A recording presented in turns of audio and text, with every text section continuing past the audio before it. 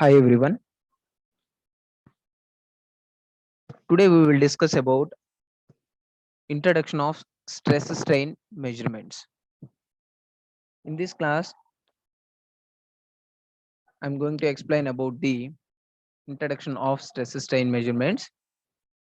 In this class, we will see what are the different types of strain measurements and also what are the different types of strains and what is the relation between stress strain diagram and what are the different types of strain measuring instruments and introduction of those types of strain measurements. These topics we will discuss in this class. In before class, we will discuss about the same introduction of stress strain measurements. In that class, we will discuss about what is stress, what is strain, what are the different types of stresses, and what are the examples of stresses, and what is the how it stress works on object, and also what is strain, what are the different types of strain, uh, how the strain acts on the one object. These topics we are discussed in previous class. Today we will discuss about the stress strain measurements. It has what are the different types of strains and what are different types of strain measuring instruments and what is the introduction of those types of strain measuring instruments. First of all, we can see what is strain and how it acts and what are the different types of strain. We can see in previous class we already known about the strain. So what are the types of strain? It is tensile strain, compressive strain, volumetric strain, and a shear strain. These are the four different types of strains acting on the based upon the relation, based upon the working. Uh, those are different types of strains. First of all, we will see about what is tensile strain and what is tensile strain and what is the formula of tensile strain, how it will act.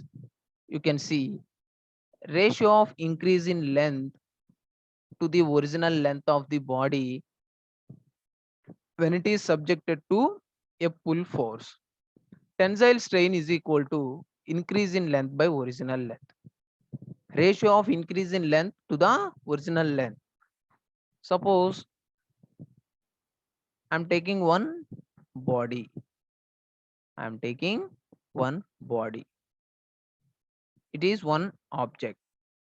It is one object. I am applying strain. I am applying, sorry, I am applying tensile strain in this direction. So the strain is applied on this direction. So the strain is defined as epsilon. So the strain acts on the body in this direction. So it is the body or object. Body or object. So the strain acts on the tensile direction. It is the direction of tensile. So whenever we apply the strain on this body, automatically the length of the body should be increased. The length of the body should be increased. Suppose it is one elastic body or any type of body. So in I am applying the forces, it is pull. Pull forces I am applying. Pull forces I am applying. Okay. So in these pull forces are applied on that body, automatically the shape of the area of the body should be changed. The area of the body should be changed. The length of the body is increased. The length of the body is increased. Okay, so it is the force applying, it is the body. Okay, so it is original length L, it is original length L, it is change in length, it is the body change in length, change in length of the body, it is dl. So it is at rest position, no strains are acting on that body, so that length of the body is L, that is original length, but I am applying strains on that body, so automatically it will change the area of that body. So the change in length, it is called dl, the change in length is called dl. So tensile strain is equal to increase in length by increase in length by original length, increase in length by original length. What are the increasing length of that body? dl, that is change in length, dl by original length is L. Therefore tensile strain is equal to change in length, that means increase in length by original length, dl by L, dl by L, that is the formula of tensile strain. Okay, and next one you can see compressive strain. So ratio of decrease in length to the original length of the body, it is subjected to push forces. So how the area of the object is changed in compressive strain because of it's applying push forces on that body. That push forces are applied on that body, automatically the area of the body should be changed. The area is changed, automatically the length is also changed. When compressive strain, the push forces are acting on that body, so the length of the body is decreased, and the ratio, it means the decrease in length by the original length of that body, that is compressive strain. Okay, you can see that example, it is the body, it is the body. So push forces, what type of forces are acting on that body? It is push forces. Push forces are acting on the body, push forces are acting on this body, that is sigma c. Compressive forces are acting on this body, that is force F, force F. Okay, you can take force F, not in this.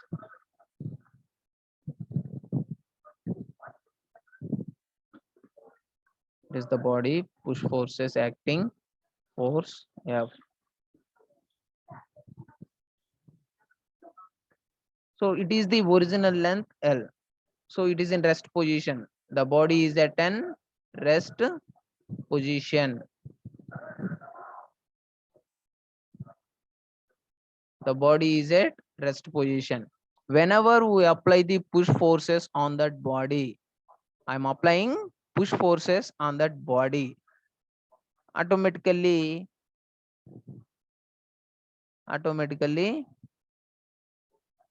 the length of the body is decreased. The length of the body is decreased. Okay, it is force F. It is applied push force F. The length of the body changed. So the area is changed, the length of the body is changed. So the length of that after applying the push forces, it is dl.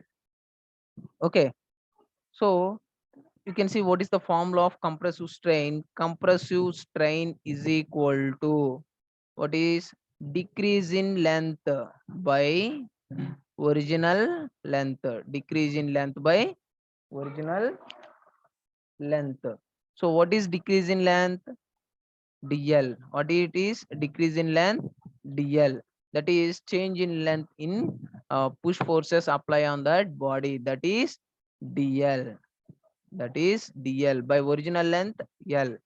So what is the final formula is, it is sigma epsilon c compressive strain is equal to dl by l, that is decrease in length by original length. What is the difference between tensile strain and compressive strain is, in that there are same as increase length should be changed, but in tensile strain the length is increased and the compressive strain has the length is decreased. So tensile strain sigma t is equal to increase in length by original length. అలానే compressive strain is equal to decrease in length by original length. So that is the formula of the tensile strain and compressive strains. Okay, next one, volumetric strain. What is the ratio of change in volume to the original volume? That is change in volume by original volume. If we are applying strains on that body, we are applying strains on that body. Suppose it is the body. Suppose it is the body. It is the body. I'm applying any type of force. It is tensile force or compressive force. It is tensile force or compressive force. Any type of forces or both forces are acting, or both forces are acting. Uh, you can take only one force. That is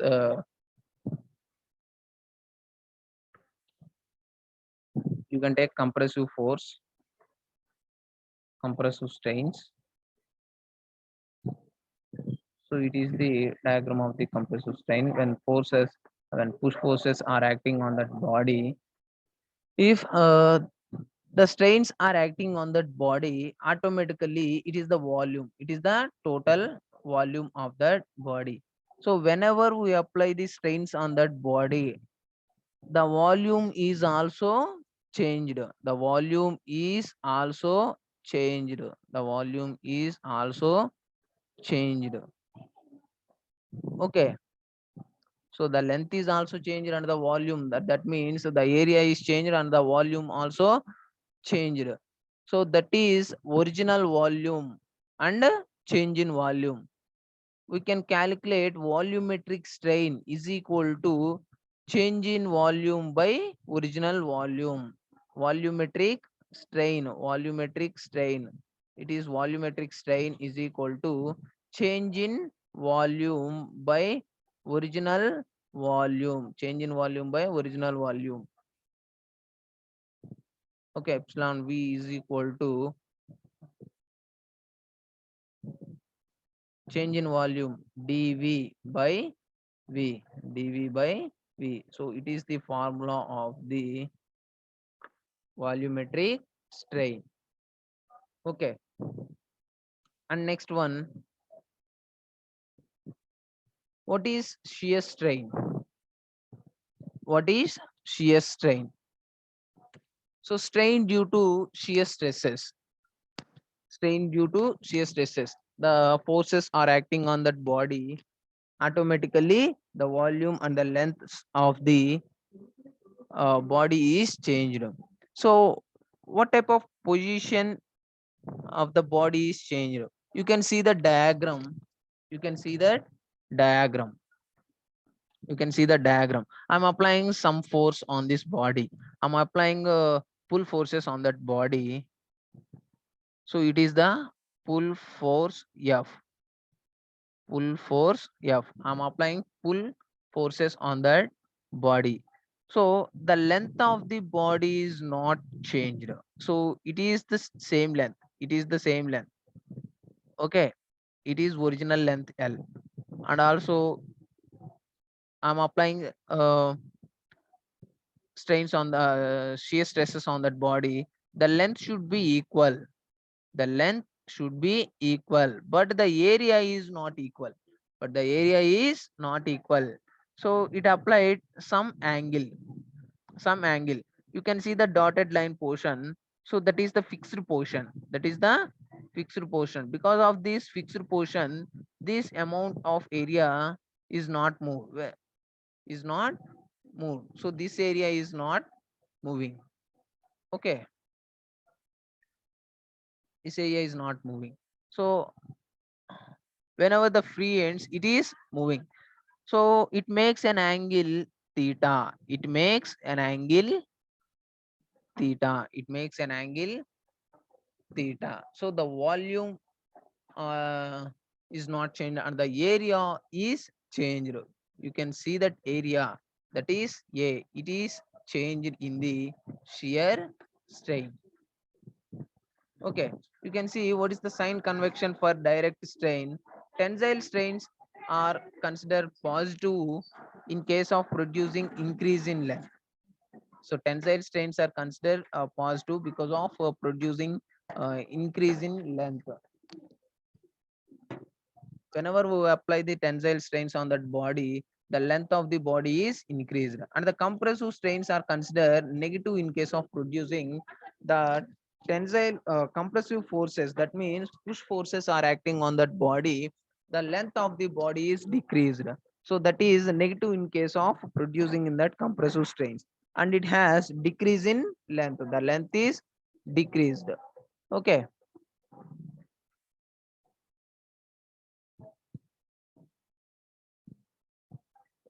And next one, what is the relation between stress and strain? What is the relation between stress and strain? And it obeys Hooke's law. What is Hooke's law? You can see within elastic limit, the ratio of stress applied to strain developed is constant. Hooke's law. Within elastic limit, how much amount of maximum elastic limit of that body. So within elastic limit, that is the maximum elastic limit of that body. So if the maximum elastic limit it should be reached on that of that body, it should be broken. So that is we apply the stresses or strains on that body within the elastic limit. Within the elastic limit. So we apply the forces or loads on that body only within the elastic limit. The maximum elastic limit of that body it is reached, it should be broken. So what he says in the Hooke's law is within elastic limit, the ratio of stress and strain developed is constant. Within elastic limit, the ratio of stress applied to the strain developed is constant. The constant is known as modulus of elasticity or Young's modulus or elastic modulus. Okay, that constant is called the modulus of elasticity or Young's modulus. Okay, so we apply the stresses or we apply the strains, we apply the different forces on that body is within elastic limit. So the ratio of the within elastic limit to the stress applied to strain, it is developed a constant. So the stresses are acting on that body is equal. The strains are acting on that body is equal. The stress forces are strain forces. Suppose you can see it is the body, these type of forces acting. One is tensile force and compressive forces are acting on this body.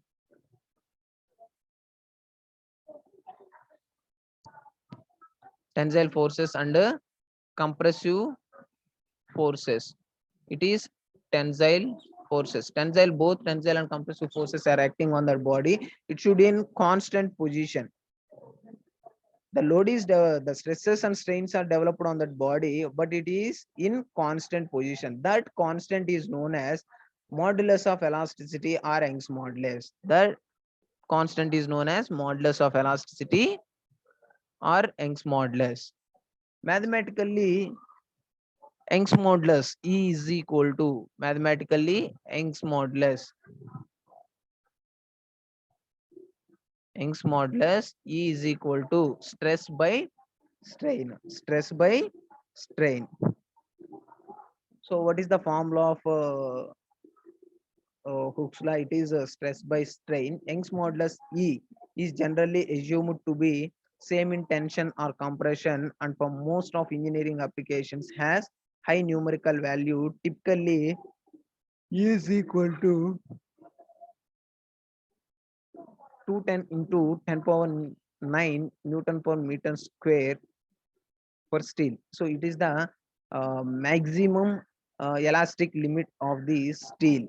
So what is the maximum value of Young's modulus in steel material? It is 210 into 10 power 9 Newton per meter square.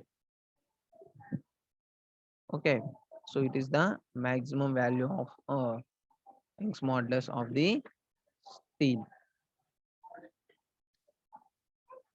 You can see what is the stress and strain relation diagram. So it is the stress. So it is the stress applying area sigma, and it is the strain applying area epsilon. You can see what type of forces, what are different forces acting, and what is the elastic limit. You can see if it is a one body, so the forces, the stresses acting on this side and the strains acting on this side, you can see the proportional limit, elastic limit, and it point is called yield point. So it is the maximum yield point of that body. So it should be the maximum ultimate strength are acting on this body. It is this point. So it is the maximum ultimate strength. So that is the maximum point of any stress and strain of that body. So actual rupture strength.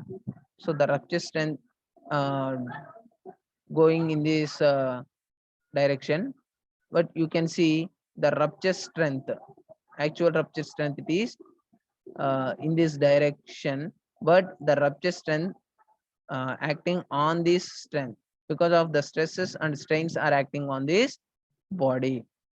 Okay, so whenever we apply the stress is increased, automatically the strain is also increased. The stress should be decreased, automatically the strain is decreased. So in that stress and strain relation, you can see the proportional limit, what is the elastic limit, and the yield point. So that is the maximum point. It should be come into the next ultimate strength, the final strength of that object, and it should be reached the maximum point of that object. Automatically it should be broken. So the stress and strain, the stresses and strains are decreased.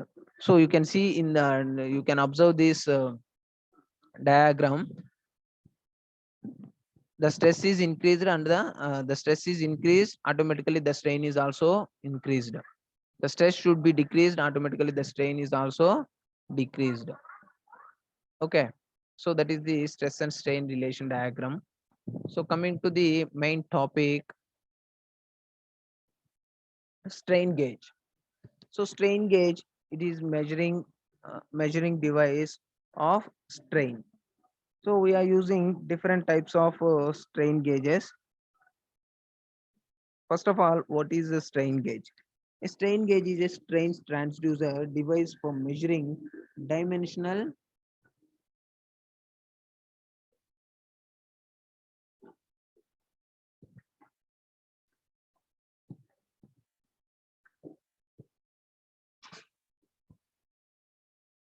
A strain gauge is a strain transducer. It is a device for measuring dimensional change on the surface of a structural member under the testing.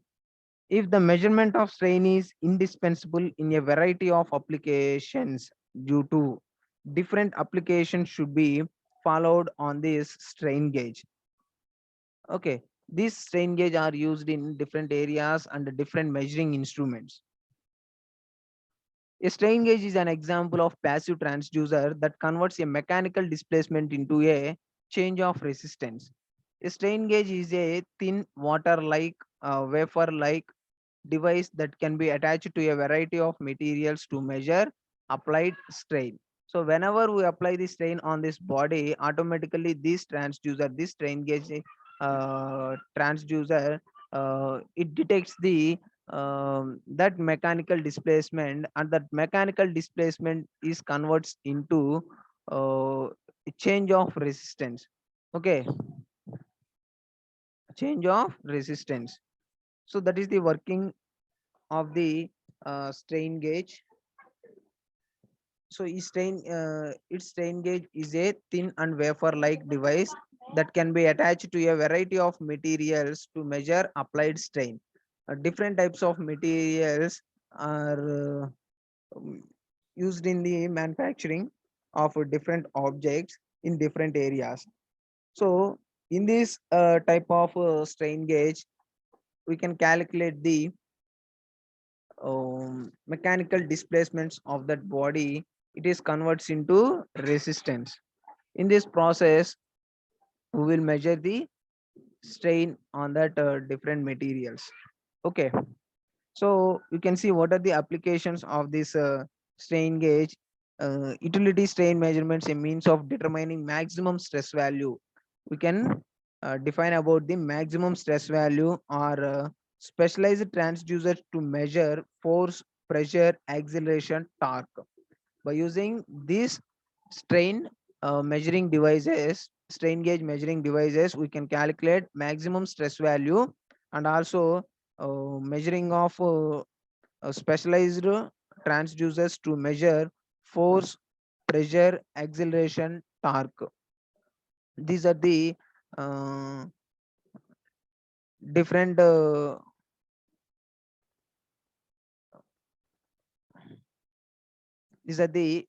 different uh, areas and different objects we should measure on this force, pressure, acceleration, torques by using this strain gauge operators. Okay, and next one, it describes to avoid the use of large factors of safety in the design of aircraft and automatic control equipment due to mass or inertia consideration in design of aircraft. So the plane is running on a uh, sky. There are different types of forces are acting on that body of plane. Different forces, different forces are acting. In that different forces, there are uh, it develops so many different stresses and strains on that body. So due to the automatic control equipment, mass or inertia considerations, by using these strain gauges to calculate the how much amount of loads, how much amount of stresses, or how much amount of strains are acting on that plane, we can calculate by using these strain gauges.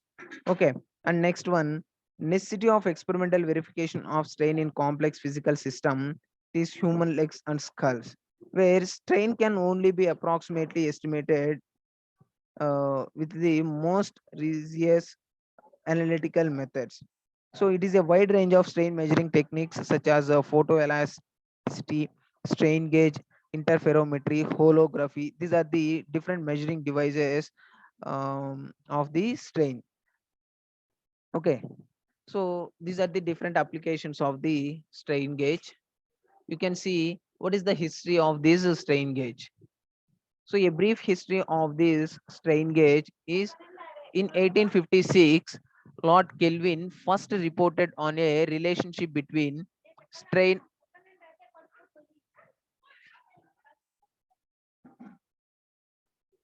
In 1856, Lord Kelvin first reported on a relationship between strain and the resistance of wire conductors.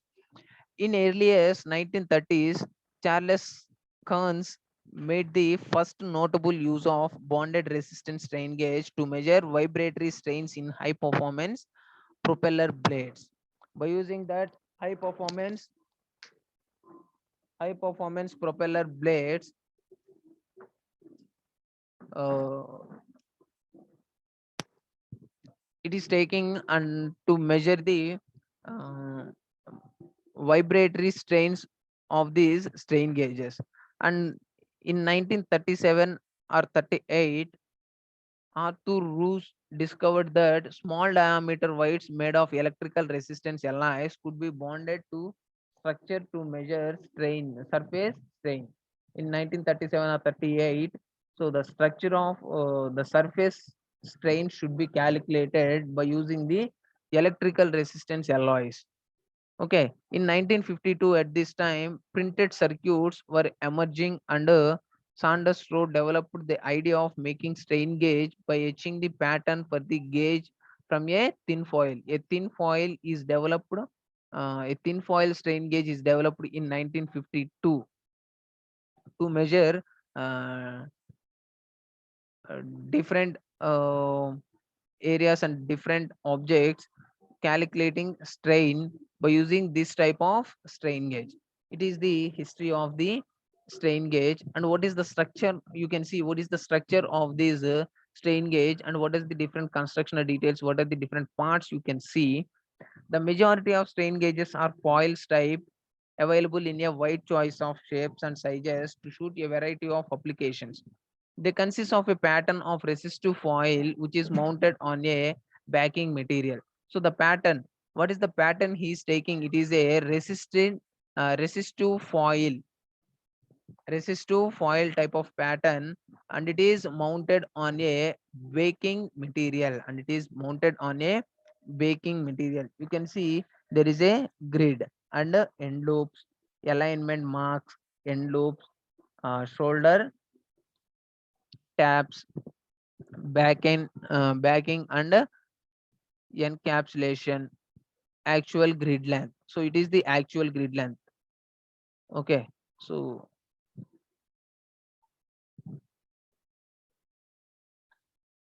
it is the actual grid length.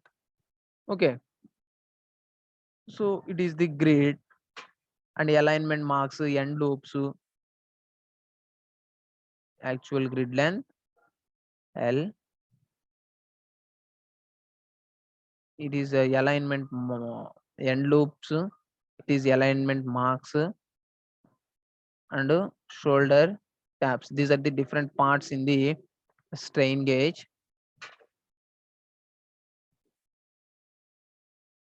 The majority of strain gauges are foil types. So how majority in maximum cases we are using foil type strain gauges. It is available in wide choice of different sizes and different shapes by using at a variety of applications. They operate on the principle that is the foil is subjected to stress. The resistance of the foil changes in a defined way. Okay, so it operates on principle the foil is subjected to the stress. So the whenever the stress is acting on that thin foil, automatically it should be activated. So that is active grid length. So the length is to be changed. So in that change in length, we can calculate the strain measuring of that object.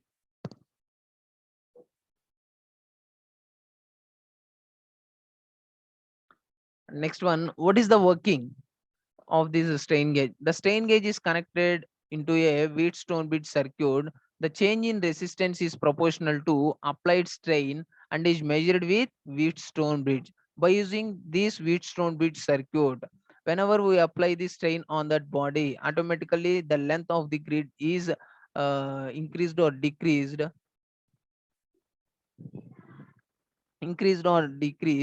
so it is connected to a Wheatstone bridge circuit. So the resistance is developed on this Wheatstone bridge circuit. So the resistance is calculated. How much amount of strain is developed on that object? It is calculated. Okay. So that is the main purpose of Wheatstone bridge is using in the strain gauge. You can see what is the construction details. The strain gauge is connected to the Wheatstone bridge circuit.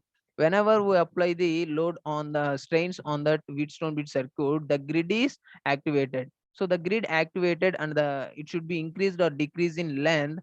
So the resistance is developed by using this Wheatstone bit circuit. That resistance should be calculated on this Wheatstone bridge. Okay, so that Wheatstone bit, it is the output and to calculate the strain on this strain gauge measurement. Okay, you can see the sensitivity of a strain gauge is described in terms of a characteristic called the gauge factor and defined as unit change in resistance per unit change in length.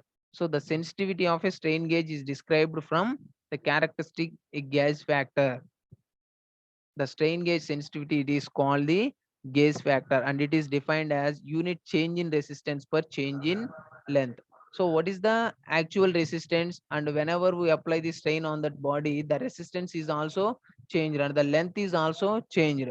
So that is the ratio of the resistance and the ratio of the length, that is change in resistance by original resistance and the change in length by original length. So that is the gauge factor K. Okay, and gauge factor is related to Poisson's ratio mu by uh, that is K is equal to 1 plus 2 mu. So that is the gauge factor in the relation of Poisson's ratio. And next one, what are the different types of these strain gauges? What are the different types of these strain gauges?